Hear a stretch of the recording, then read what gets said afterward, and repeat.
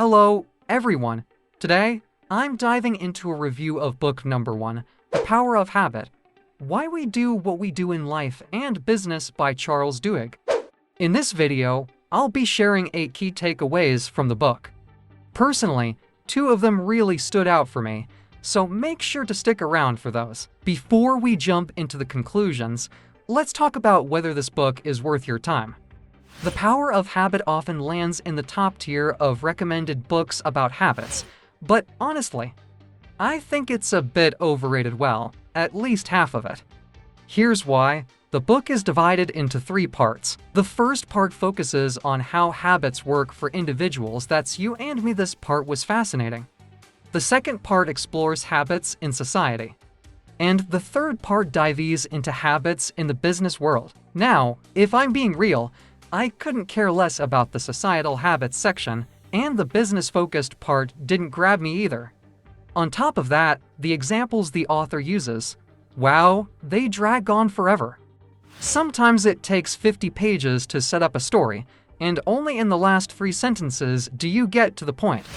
It's like, come on, you could have said this in a paragraph. That said, it's not all bad news. The book does offer some valuable insights, and I'm excited to share them with you. Let's jump into the first big takeaway. Conclusion 1. The Power of One Habit.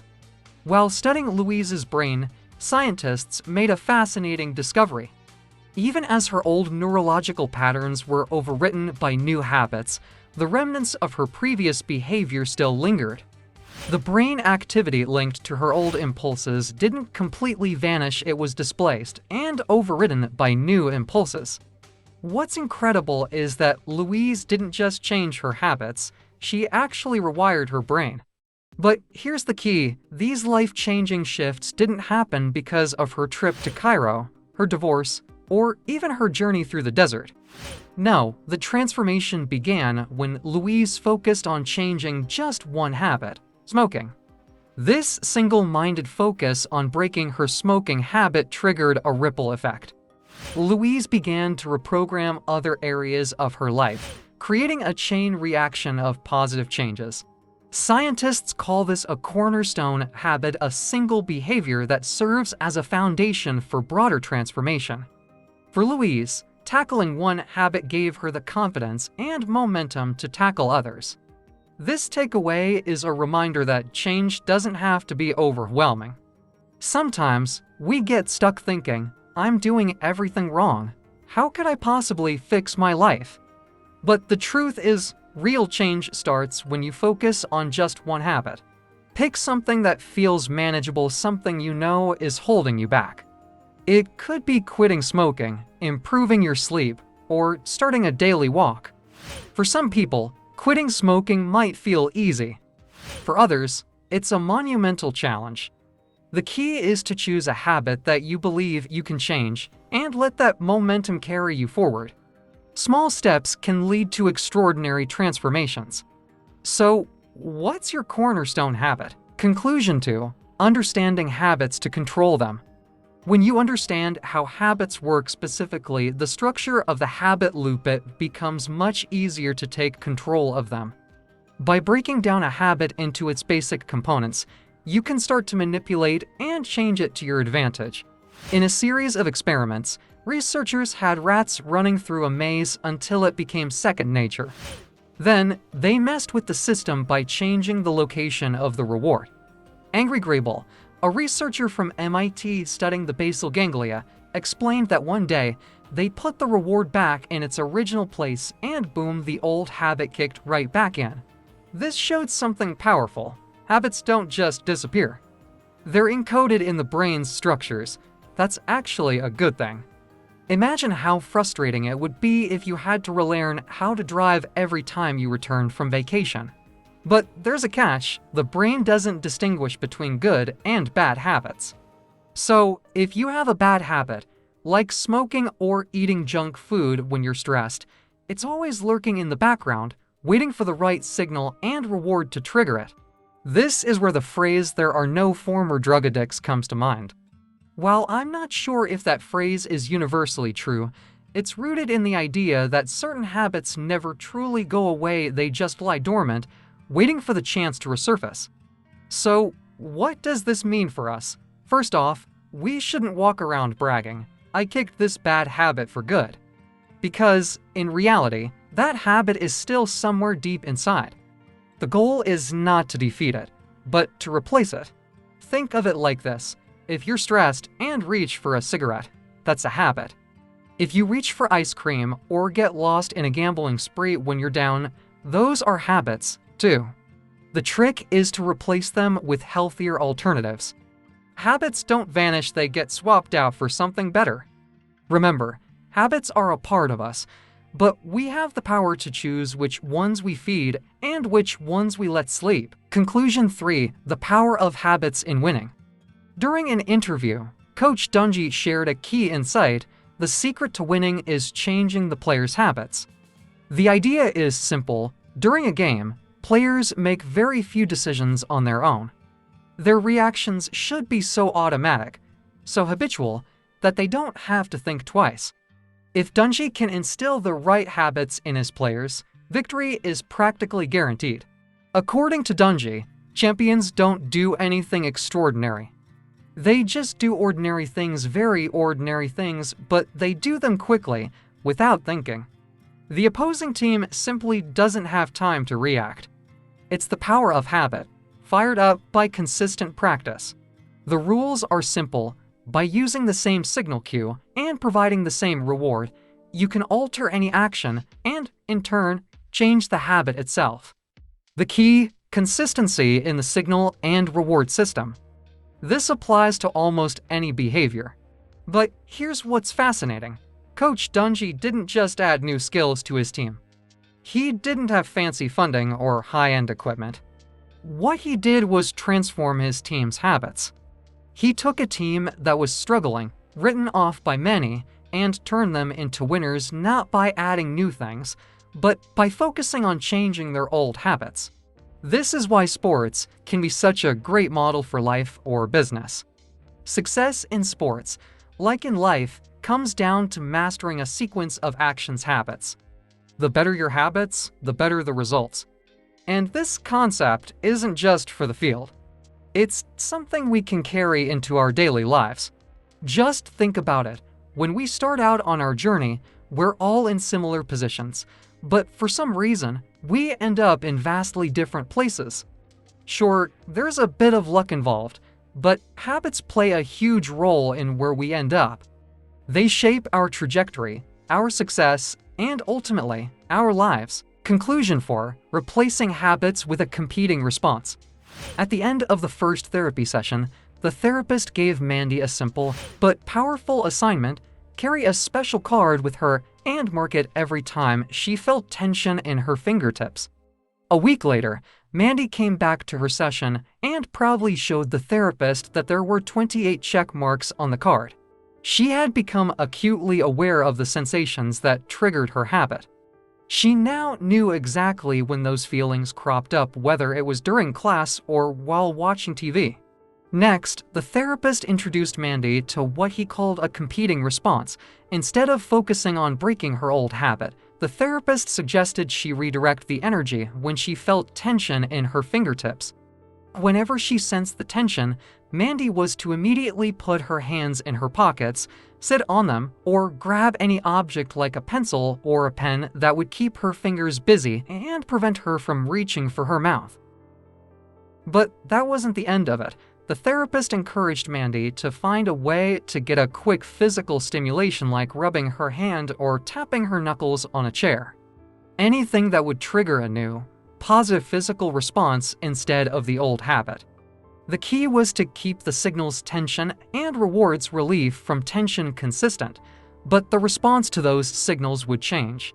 By shifting her focus to a new, healthier physical response, Mandy could redirect her energy and slowly break the old habit. Conclusion 5. The power of mental rehearsal. Let's talk about Mark Phelps, yes, one of the most famous swimmers in the world. He's the guy who dominated the Beijing Olympics, collecting a crazy number of medals and breaking records that seemed impossible. But there's a behind-the-scenes story that reveals the power of mental practice. When Phelps was a teenager, after each training session, His coach, Bowman, gave him the same instructions: go home, watch a movie. Now, this wasn't just any movie. It was a mental movie, more like a mental reconstruction of the perfect swim. Before bed and as soon as he woke up, Phelps would close his eyes and visualize himself diving into the pool and swimming flawlessly. He pictured every stroke, every turn, the sensation of the water on his skin, and the splash of the pool's edge. He imagined the exact moment he would rip off his swim cap after finishing the race. Phelps didn't just think about it vaguely. He replayed the entire race over and over in his head, visualizing every second down to the finest detail. He knew the entire race by heart.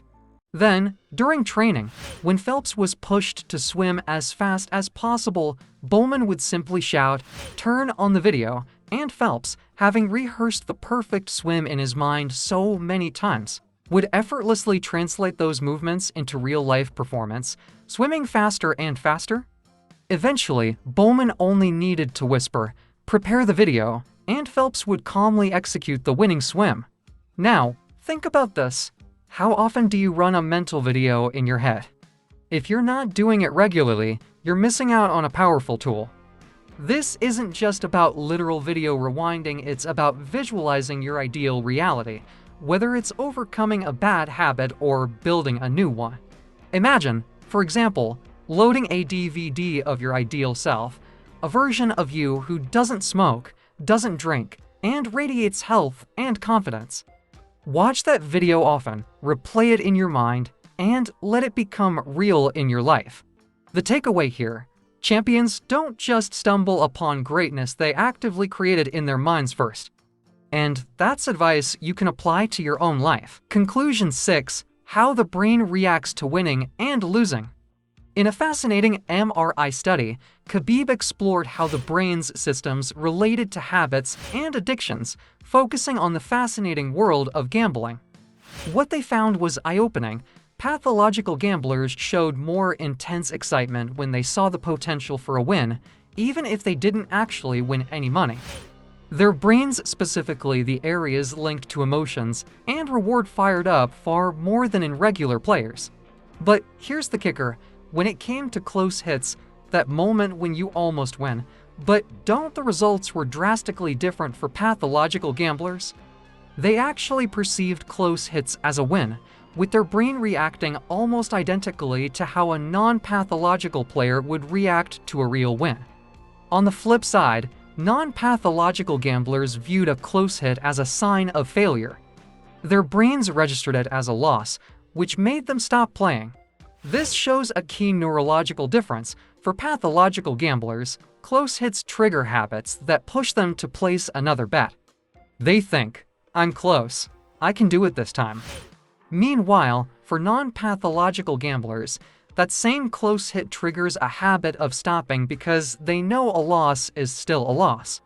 It's the same event, but the brain interprets it entirely differently. This is a perfect example of how we all react differently to the same situation. For some, a near success is a reason to keep pushing forward. "I'm almost there. Just one more try." For others, it's a sign to quit before it goes too far. "Well, I almost made it, but I'll walk away now." What does this mean for us? First off, it shows that we all have the power to choose how we react to setbacks or almost wins. Regardless of whether you succeed or not, you can decide what comes next. The key word here is profitable. Just because something didn't go your way doesn't mean it's the end. Take casinos. For example, they've mastered this psychology. They know that almost winning triggers excitement, so they deliberately design slot machines that frequently offer those close calls. It's a dangerous psychological trigger, one that keeps gamblers playing even when they're losing. The takeaway: if you find yourself getting excited by a close call or almost winning situation, whether in gambling or anything else, it's time to take a step back and reassess. That feeling could be a sign of addiction, and it's something that requires attention. However, there's a flip side to this. The close call concept can be used positively. In business, for instance, when you almost succeed, That should be your signal to push harder, to do more, to keep trying. Almost succeeding should give you the motivation to go further, not stop.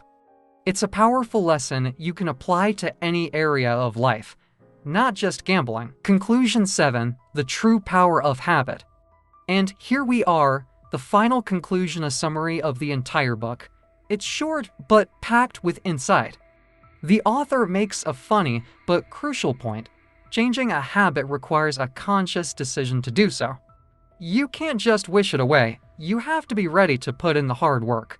The first step, identify the signals and rewards that control your current habits. It's not as easy as it sounds, but once you figure them out, you can start replacing your old habits with new, healthier behavior patterns. But here's the kicker, it all comes down to belief. You must believe that change is possible. When you truly believe you can change, and when you turn that belief into consistent action, change becomes inevitable. As the author and Samaria both point out, everything is in your hands. You have the power to choose your habits, and once you make that choice and make it automatic, it becomes not just real, but unstoppable. This is the true power of habit. Your habits are exactly what you've chosen them to be. Once that choice becomes automatic, it doesn't just feel real, it becomes your destiny, as James wisely wrote. And no matter what that destiny looks like, your habits will irresistibly lead you there. Conclusion, the complexity and power of habit. So, what can we take away from all this? The author makes it clear once again, changing a habit isn't easy. But hey, if it were easy, we'd all be millionaires with perfect bodies, living flawless lives. That's not the reality, is it? The truth is, the complexity of change tends to scare people off. But here's the thing, this complexity can only be conquered when you make a deep, personal decision that you really want to change. And that's key. It's about what you need. For some, that dream of a pumped-up body might be everything. For others, a toned body is enough. Some might not even care about the gym at all. And that's perfectly fine. You can't be forced into habits you don't feel connected to. The power lies in finding what you truly need, what truly matters to you, and making that decision in your heart. As the author suggested, start small, pick a simple change, and focus on that one cornerstone habit. Once you've nailed that first change and made it stick, the rest will start to follow. The dominoes will fall into place, and positive changes will start to unfold. And with that, good luck to everyone on their journey.